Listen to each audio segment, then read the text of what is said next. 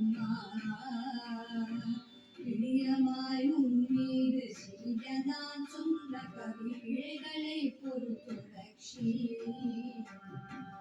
ஆறுதலில் மணல் குவி கரிய பூஜை செய்த என் அம்மையே காம்பரை